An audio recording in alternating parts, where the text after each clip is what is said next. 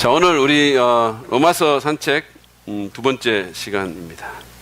불편한 진실이라는 제목으로 말씀을 나누겠습니다. 이 불편한 진실이라는 것은 진실이지만 마주하기에는 불편한 그런 진실을 의미합니다. 요즘 제게 그것은 체중이 자꾸 이렇게 늘어난다는 거예요. 제가 몇 년 전에 놀랍게 그 감량에 성공했지만 요즘 자꾸 이렇게 슬슬 뭔가가 올라온다는 거죠. 근데 이제 얼마 전에 우리 교회에 그 몸이 좀 안 좋은 집사님이 입원을 한 집사님이 있어요. 여러분들이 짐작은 하시겠지만 그분이 건강 관리를 좀 잘해야 되는 상황인데 그분이 아마 밤에 뭐 야식 이런 걸 좋아하는 그런 안 좋은 그런 이 취식 습관이 있는 모양인데 어쨌든 그래서 그 부인이 이제 그걸 말리면서 아이고 그러지 말라고 왜 자꾸 그런 걸 먹냐고 이렇게 아마 얘기를 했던 모양이에요. 그러니까 이분이 뜬금없이 그냥 요즘 보니까 목사님도 다시 옛날로 돌아가는 것 같아 이렇게 얘기를 했다는 거예요. 왜 나를 거기다 끄집어내면서 거기다 집어넣습니까? 자기들끼리 해결하시기 바랍니다. 예, 제가 무슨 더 예수 닮아라고 했지 더 목사 닮아라고 하진 않았잖아요. 어쨌든 그 말을 저희 집사람이 이제 들었어요. 그래가지고 저한테 얘기를 하면서 당신이 지금 이런 상황이라고 교인들한테 안 좋은 모델이 되고 있다고 막 이러면서 각성을 촉구를 했어요. 참 듣기가 싫었습니다. 제게는 그게 참 불편한 진실이었었어요. 여러분들에게 불편한 진실은 무엇인가요? 저처럼 체중 문제일 수도 있겠고 아니면 뭐 나쁜 습관이나 또는 나쁜 태도의 문제일 수도 있겠고 여러분도 어느 정도는 아는데 다른 사람이 말하면 기분 나쁜 거 또는 여러분들이 과거에 저질렀던 어떤 다른 사람이 알기를 원치 않는 어떤 잘못 해결되지 않은 문제일 수도 있겠고 아니면 무슨 다른 건강상의 문제일 수도 있겠죠. 여러분은 이런 불편한 진실에 대해서 어떤 태도를 취하십니까? 종종 우리는 이런 것에 대해서 고개를 돌리고 회피하려고 하죠. 안 들으려고 합니다. 인정하지 않으려고 합니다. 왜냐하면 진실을 마주하기가 싫은 거예요. 두려운 겁니다. 이를테면 제가 최근에 이렇게 체중계에 잘 안 올라가려고 하는 것 같아요. 이걸 제 눈으로 확인하고 싶지가 않은 거예요. 근데 그렇게 하면 당장은 편할지 몰라도 문제가 해결되지 않고 더 어려워진다는 데 문제가 있는 겁니다. 예를 들어서 여러분에게 암이 있다고 합시다. 의사 선생님이 여러분에게 불편한 진실을 말합니다. 선생님 암이라고. 근데 여러분이 그 불편한 진실을 들으려고 하지 않거나 인정하지 않으면 여러분은 그 병을 고칠 수가 없습니다. 그리고 그것은 점점 더 심각해질 것입니다. 오늘 우리가 볼 로마서의 그 본문인 로마서 1장 18절부터 32절 말씀은 어떤 개인이 아니라 이 땅에 사는 모든 사람에게 적용되는 불편한 진실에 대해서 말하고 있습니다. 오늘 본문의 앞에 나오는 그 로마서 1장 1절부터 17절까지는 사실은 로마서의 서론이에요. 로마서는 서론이 상당히 깁니다. 그러니까 서론이라고 할 수 있는데 그러니까 그렇게 보면 오늘 다루는 이 본문이 본론이 시작되는 거거든요. 그러니까 바울은 본론을 시작하면서 불편한 얘기부터 먼저 하고 있는 거예요. 마치 암 환자에게 치료 방법에 대해서 말하기 전에 암이 있다는 이야기부터 어렵게 꺼내는 의사와 같습니다. 왜냐하면 그래야만 치료의 필요성을 느낄 수 있기 때문이죠. 우리가 지난주에 말한 것처럼 로마서는 복음에 대한 겁니다. 복음은 굿뉴스고요. 굿뉴스는 좋은 소식이죠.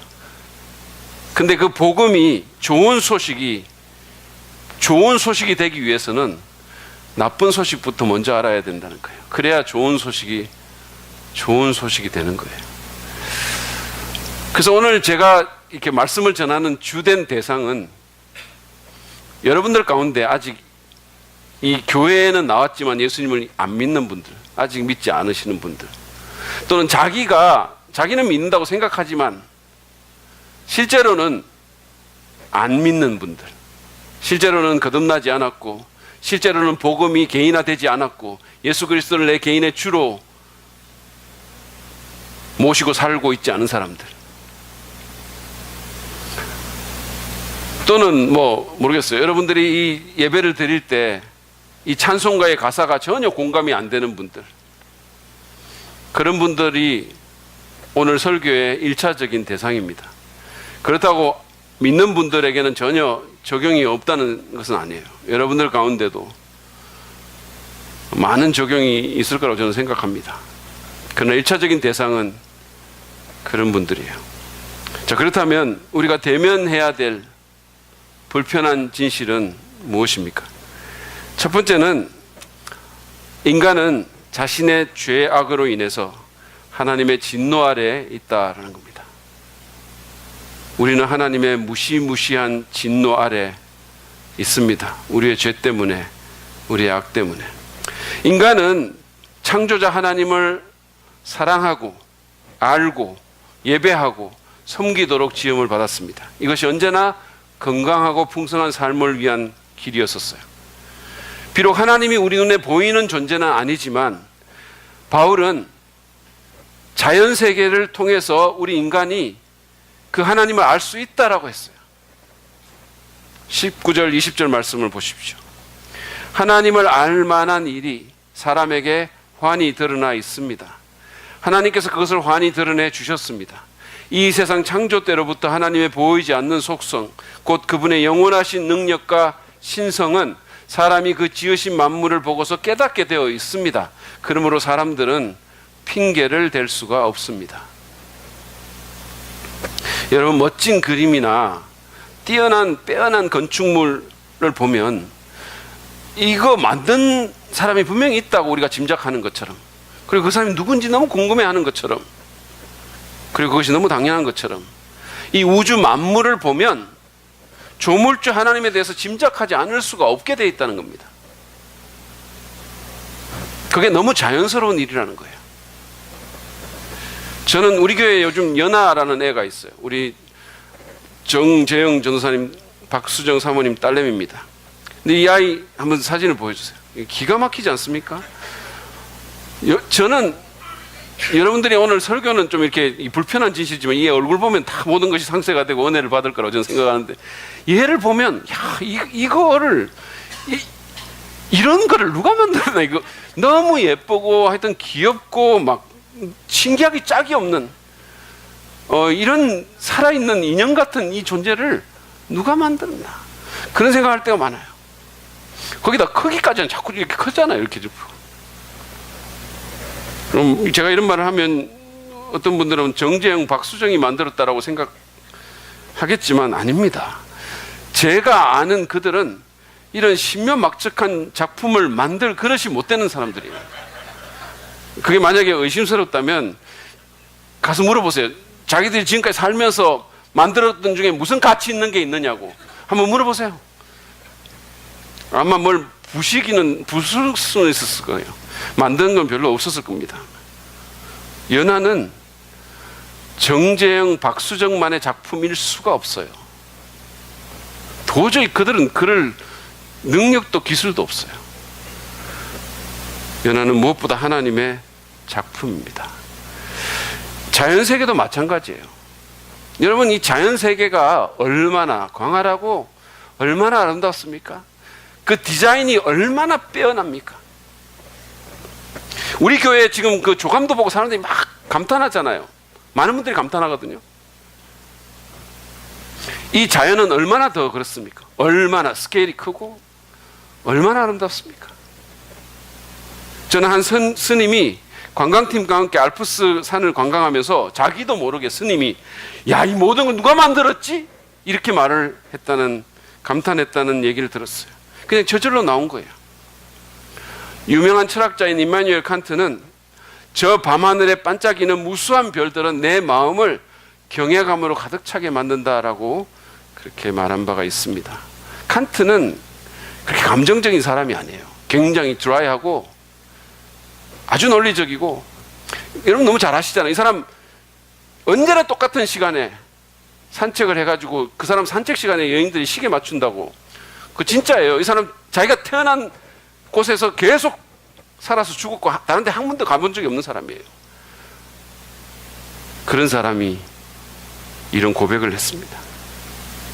바울은 자연 만물을 편견 없이 열린 마음으로 바라보면 하나님의 신성과 능력을 감지할 수 있을 것이라고 주장합니다. 자연은 정말로 신비하고 경이롭습니다. 누구도 그 앞에 서서 그런 느낌을 안 갖는 사람이 없다고 저는 생각해요. 정말로 경이로워요. 제가 예전에 꽃보다 청춘이라는 연애 프로그램을 봤는데, 한번 본 적이 있는데, 그 당시에 그 연예인들이 아이슬란드라는 데를 가가지고 오로라를 보고는 정말 감탄을 금치 못하는 거예요. 와, 야, 말도 안 돼. 이러는 거예요. 그러면서 어떤 사람이 그래요. 자기가는 정말 자기가 평생 보고 싶었던 게 바로 이런 거였다. 경외감을 느낀다 그랬어요. 경이롭다 그랬어요. 생각해 보십시오.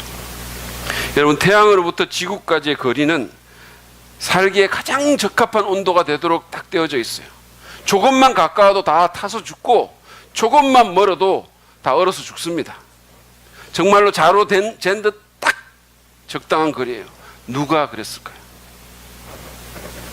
매년 가을마다 미국의 어린 황금 물대새들이 알래스카에서부터 하와이까지 어미새의 인도도 받지 않은 채 한 번도 가본 적이 없는 길을 날아갑니다.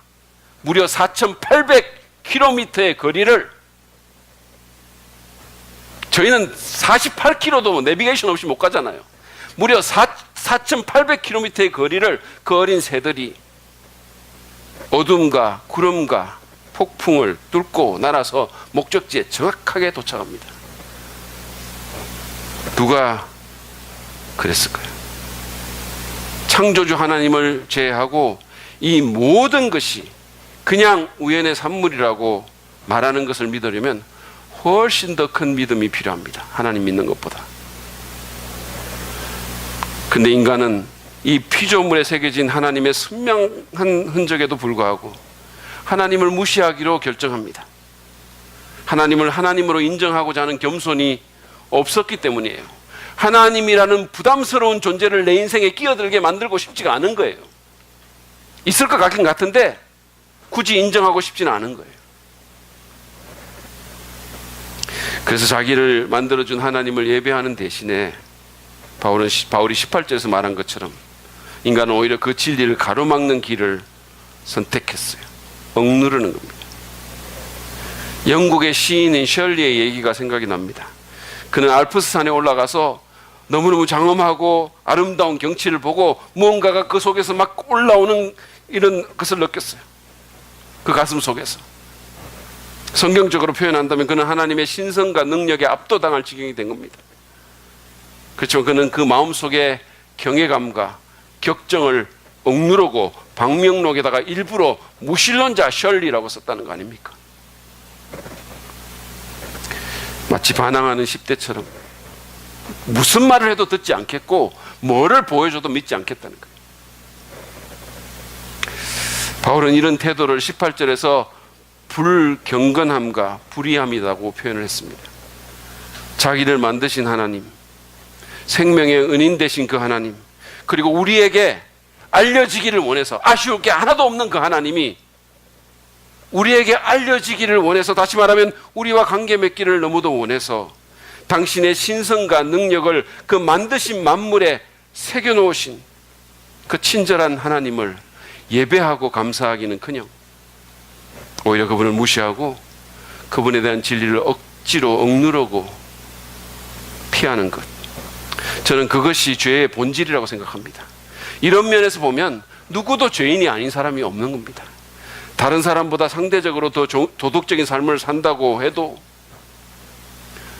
비록 사람들이 그 사람을 성인이라고 말한다 해도 말이에요.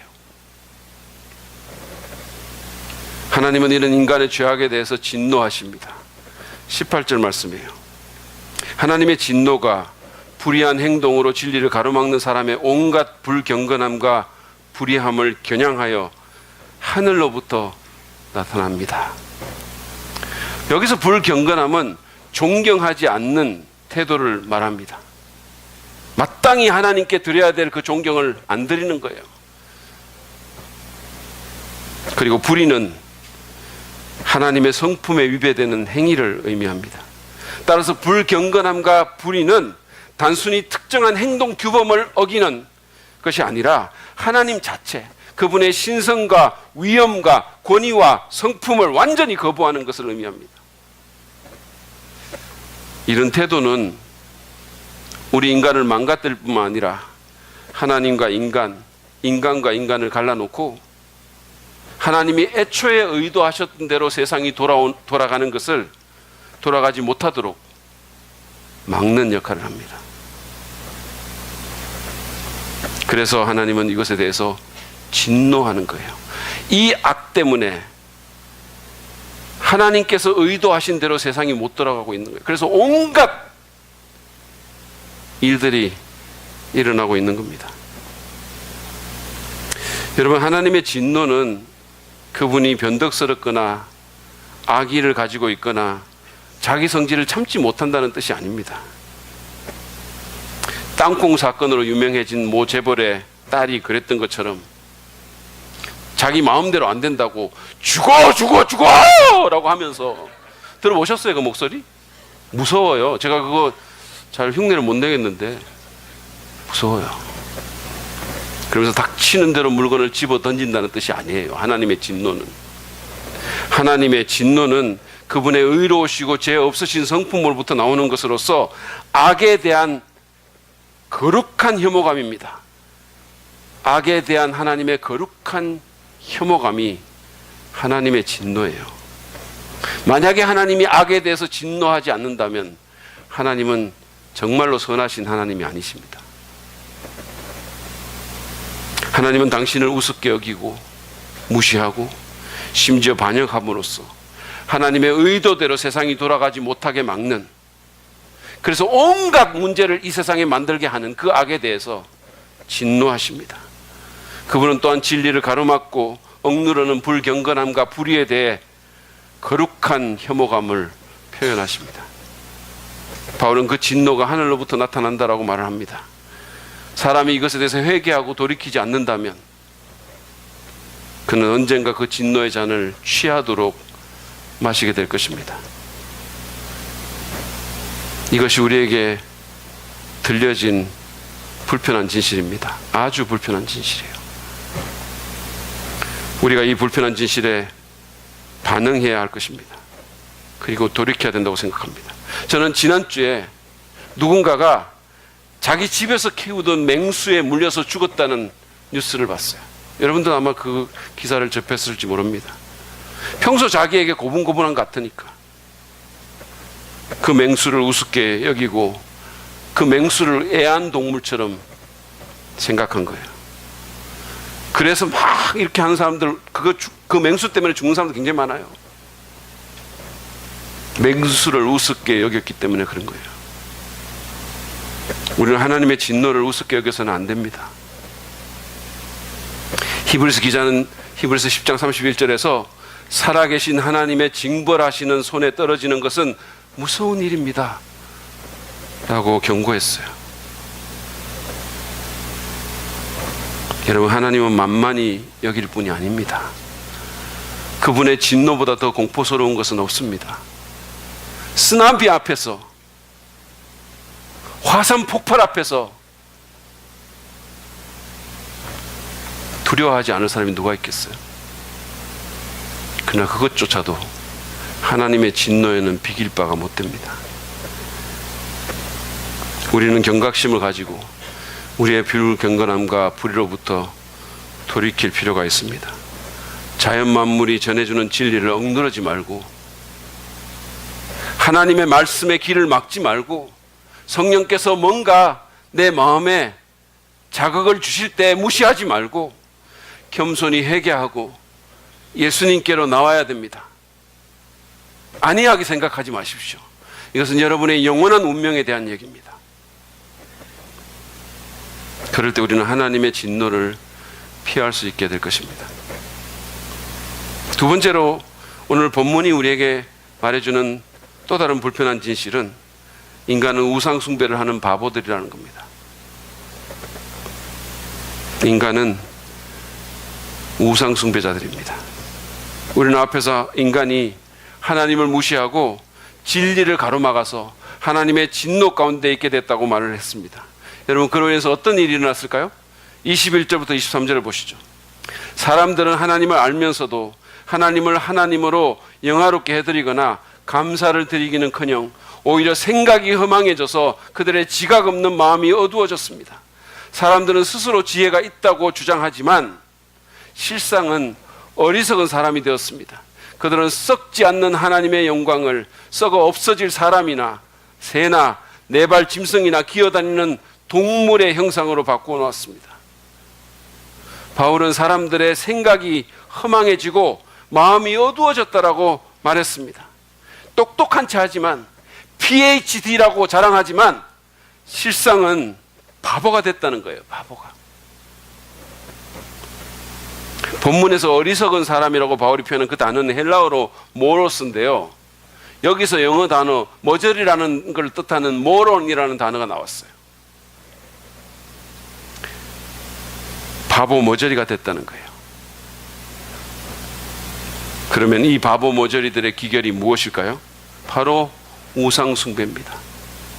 하나님을 섬기는 대신에 하나님보다 훨씬 못한 것을 마치 신이라도 되는 듯이 섬긴다는 거예요. 하나님을 사랑하는 대신에 하나님에 대해서 골똘히 생각하는 대신에 그것보다 훨씬 가치 없는 것에 대해서 계속해서 생각하고 마음 주고 사랑하면서 산다는 거예요. 바울은 썩지 않는 하나님의 영광을 썩어 없어질 사람이나 새나 네발 짐승이나 기어다니는 동물의 형상으로 바꾸어 놓았다고 했습니다. 이 말을 듣고 바울 시대의 사람들을 비웃는 분들이 여기 있을지 모르겠어요. 그렇지만 여러분, 오늘날도 비록 동물 조각상을 깎아서 그 앞에 절하지 않을지는 모르지만 강아지나 고양이를 하나님보다 더 사랑하고 더 귀하게 생각하는 사람들이 얼마나 많습니까? 솔직히 하나님 생각은 1도 안 하는 사람이 강아지 생각은 계속하는 사람들 얼마나 많아요? 생각해 보세요. 하나님이나 이웃을 위해서는 너무너무 인색한 사람이 강아지에게는 수십만 원 아까운 줄 모르고 돈 쓰는 사람 얼마나 많습니까? 강아지 얘기하니까 말인데 제가 지난주 신문에서 읽은 기사입니다. 기르던 반려동물이 죽으면 천국 갈 수 있도록 교회에 장례 예배를 드려달라는 사람들이 늘어난다는 거예요. 여러분, 이런 부탁을 받으면 목사가 어떻게 해야 됩니까? 목사님, 내가 사랑하는 강아지가 죽었는데 천국 갈 수 있도록 장례 예배 드려주세요. 그거 안 한다 그러면 교회 안 나온다 그러지 또. 이렇게 사랑이 없는 목사님이 있을 수 있나 그러면서. 그래서 어떤 교회에서는 목사는 반려동물 장례식에 참여하지 않기로 관련 규정을 신설하기로 했다고 합니다. 교회 규정을. 그런가 하면 또 다른 어떤 목사는 반려동물 문제에 대해서 신학적으로 새롭게 해석하는 작업이 필요하다고 했다네요. 이건 또 무슨 멍멍이 소리입니까? 이런 와중에 한 애견 장례 업체는 반려견 영정사진 옆에다가 십자가나 성모 마리아상을 두는 맞춤형 빈소를 20만 원에서 50만 원에 팔고 있는데 이거를 이용하는 사람이 한 달에 100명이 넘는다는 거예요. 여러분, 강아지 장례 예배 드릴 필요 없어요. 저는 강아지도 다 천국 간다고 믿습니다. 왜냐하면 세상에 나쁜 개는 없기 때문이에요. 이건 농담인데 또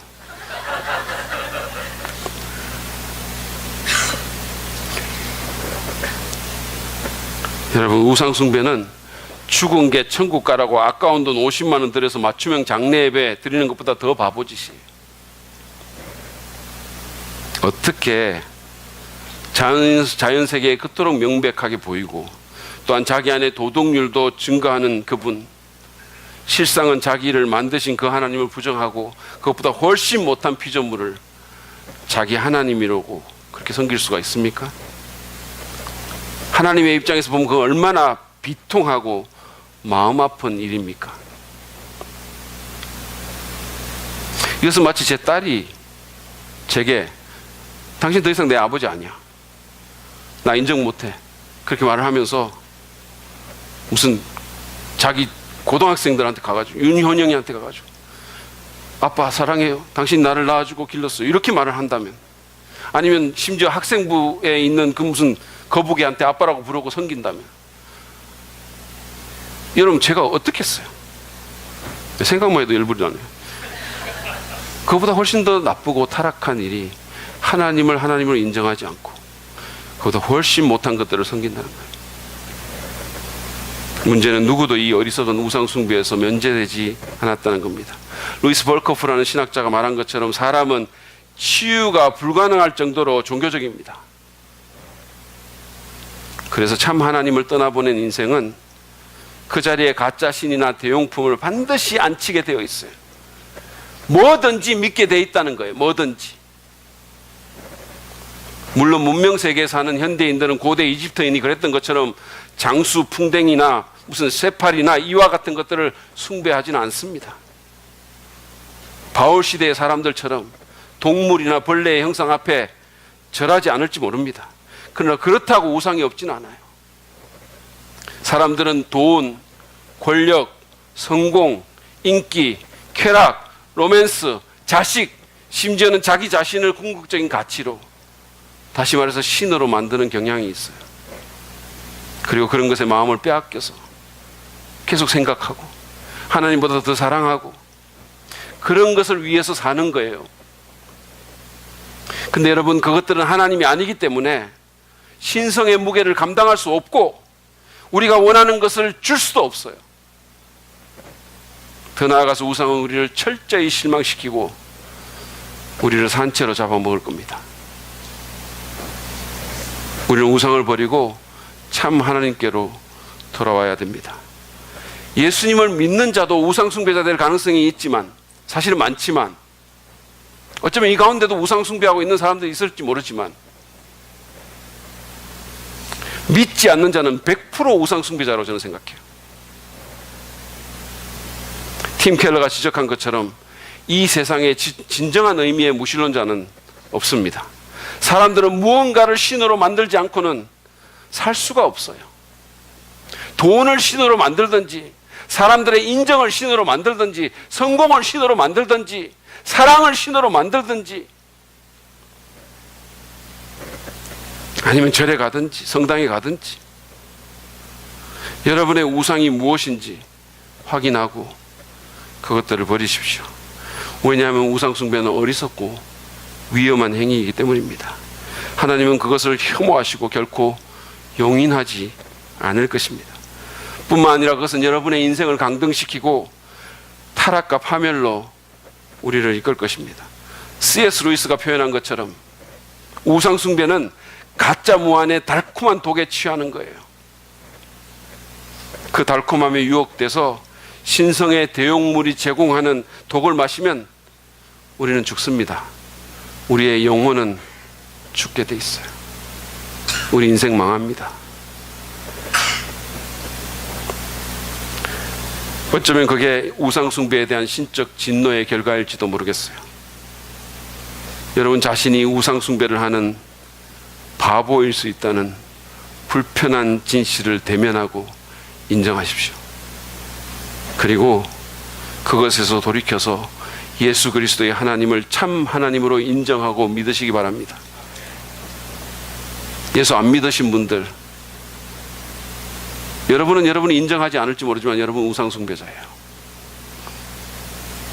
우상보다 더 가치 있는 하나님 믿으시기 바랍니다. 이미 믿는 분들도 사실은 마찬가지예요.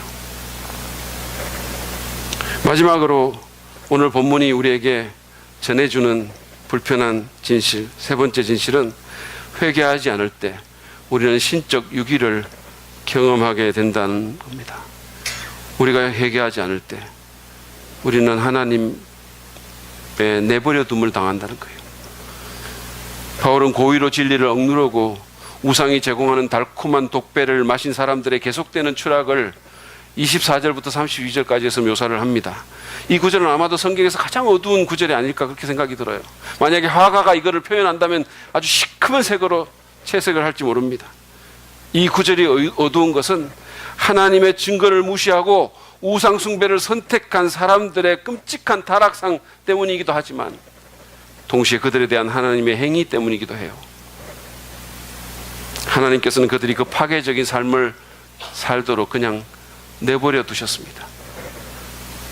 마치 어떤 부모가 부모에게 거역하고 계속해서 엇나가고 계속 말도 안 되는 인생을 사는 자녀에게 말하고 또 말하고 설득하고 설명하고 호소하고 애원해도 계속 안 들으니까 더 나빠지니까 정 그러면 네 마음대로 한번 해봐라 라고 하는 것 같아요. 바울은 이 구절에서 내버려 두셨다는 단어를 3번이나 사용하면서 인류에 대한 하나님의 유기를 강조하고 있습니다. 어떤 면에서 이것은 존 메가드가 지적한 것처럼 현재 우리에게 있을 수 있는 가장 무서운 하나님의 진노예요. 먼저 바울은 24절에서 하나님께서 사람들이 자기 마음의 정욕대로 성적인 죄를 범하도록 내버려 두셨다고 말합니다. 보세요. 그러므로 하나님께서는 사람들이 마음의 욕정대로 하도록 더러움에 그대로 내버려 두시니 서로의 몸을 욕되게 하였습니다. 그러므로라는 접속사를 보면 알겠지만, 그리고 25절도 보면 알겠지만, 바울이 여기서 말한 것처럼 우상숭배의 결과로 나타난, 여기서 말하는 성적 부도덕은 우상숭배의 결과로 나타난 성적 부도덕을 뜻하는 겁니다. 현대 고고학이 발견한 충격적인 사실은 이교도적 예배 풍습 가운데 엄청난 성적 부도덕이 자행됐다는 것입니다. 고대 그리스 로마의 찬란한 문화라고 말을 하는데 그 신전마다 매춘부와 남창이 있었고, 놀랍게도 예배 중에 성관계가 있었다는 거예요. 여러분 기억하십시오. 잘못된 예배는 잘못된 삶을 낳습니다. 그래서 지금도 마찬가지예요. 거룩하신 하나님이 아니라 다른 것들, 이를테면 돈, 섹스, 성공, 권력, 이만희, 정명석, 그런 잘못된 대상을 예배하는 자는 잘못된 도덕적 삶을 살게 되어 있어요.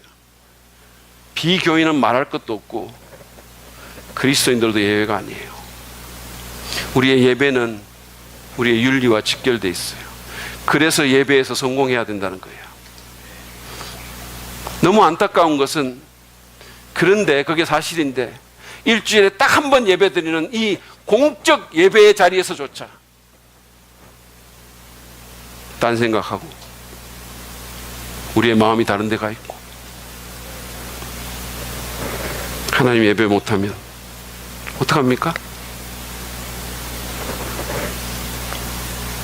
26절 27절에 보면 바울은 두 번째 내버려 두심에 대해서 언급하는데 그것은 바로 동성애에 대한 거예요. 여러분 이거 같이 한번 읽어볼까요? 보이시죠? 같이 읽겠습니다. 시작. 이런 까닭에 하나님께서는 사람들을 부끄러운 정욕에 내버려 두셨습니다.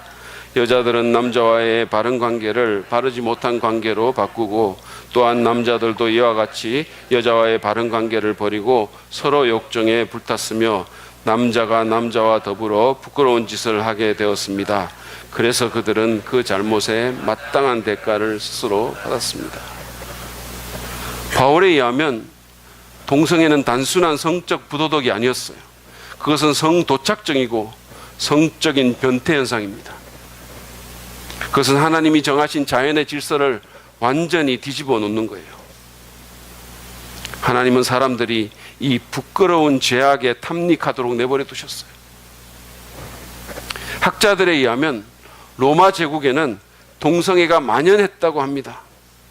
처음 15 로마 황제 중에 14명이 동성애자였다고 하죠. 네로는 아예 스포르스라는 미소년 연인을 공개적으로 데리고 다니기도 했어요. 네로의 성적 놀이객감이 된 이 아이는 불행하게도 20살 되기 전에 자살을 합니다. 그런 성적인 타락과 변태를 저지른 자의 결국은 뭡니까?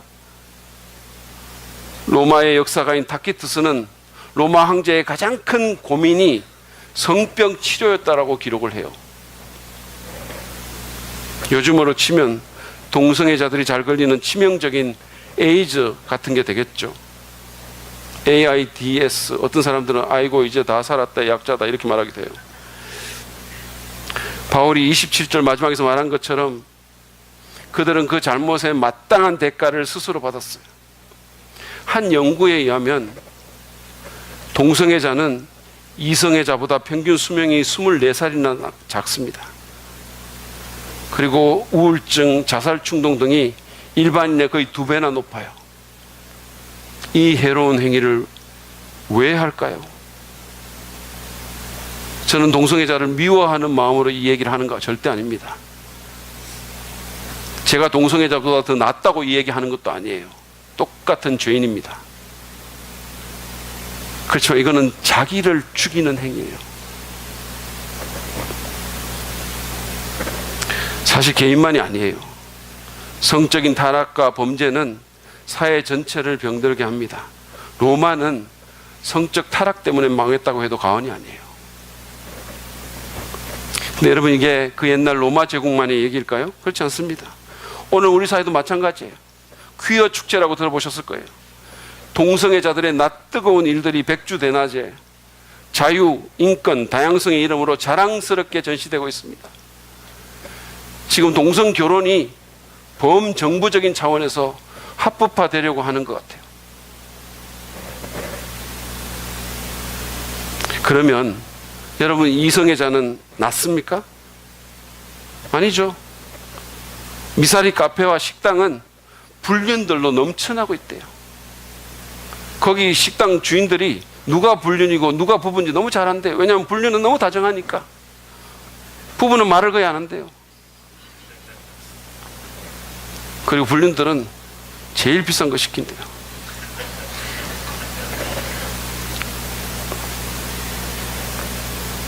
여러분, 대한민국의 러브호텔은 왜 이렇게 많습니까? 사랑이 그렇게 충만한가요? 전에 한 선교사님이 숙소가 필요하다고 해가지고 교회에서 좀 가깝고 깨끗한 것 같아서 중심상가에 있는 모텔을 잡아드린 적이 있어요. 근데 그분이 제게, 목사님, 다음부터 다른 분들은 여기 보내시면 안 되겠습니다. 잠자기 정말 힘들었어요. 그랬어요. 여러분, 안 믿는 세상만 그런가요? 전에 어떤 큰 교회 목사님 설교를 들었는데 자기 교회 성가대가 무슨 특별 연습한다고 저에게 자꾸 모이는 게 너무 신경이 쓰인다는 거예요. 모이지 말라고 그러는 거예요. 사고 나기 때문에요. 그래서 우리 교회가 성가대 사역을 안 하는 거예요.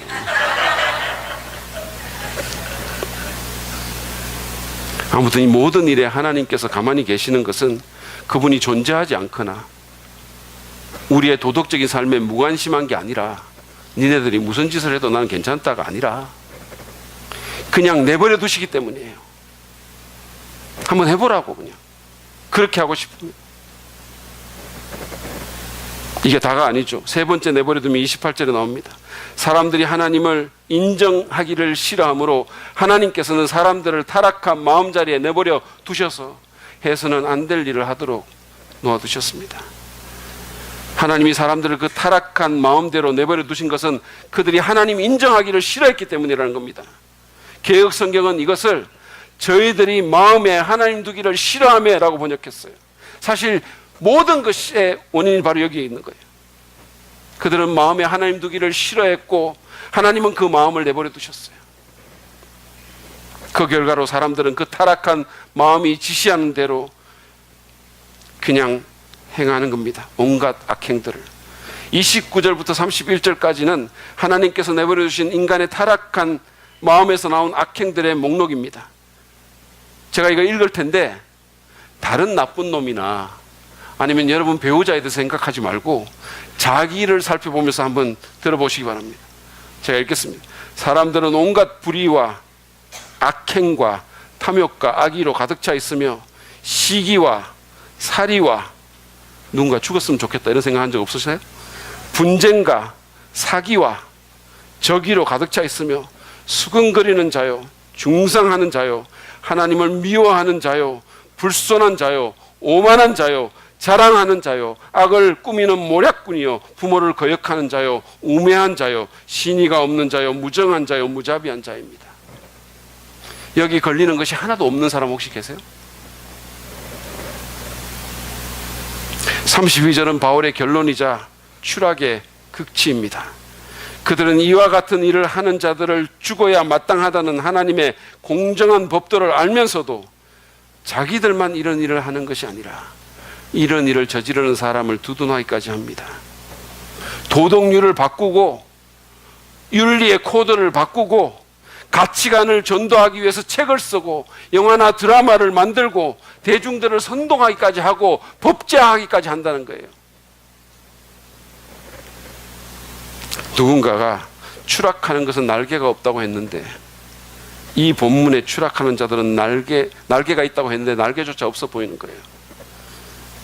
하나님께서 그 추락을 내버려 두시는 것, 그것은 분명 불편한 진실입니다. 그러면 왜 하나님은 내버려 두실까요? 왜요? 이것은 그 모든 악에 대한 하나님의 불쾌감과 혐오감을 나타내시는 방편입니다. 맞습니다. 하나님의 진노하심의 표현인 거예요. 신학자들이 말하는 것처럼 위기의 형벌입니다. 그러나 그것만이 다가 아니라고 저는 믿습니다. 그분에 내버려 두시면 더 깊은 뜻이 있습니다. 하나님은 인간이 진리를 억누르고 하나님을 반역하며 살 때 그 삶이 얼마나 파괴적이 될 수 있는지 인간 스스로 경험하기를 원하셨어요.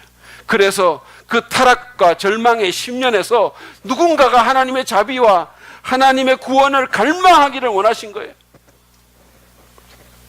마치 탕자에게 그가 그토록 원하는 대로 유산을 줘서 가게 한 후에 그 찢어지는 마음을 갖고 날마다 문 앞에 서서 그의 귀환을 기다렸던 아버지처럼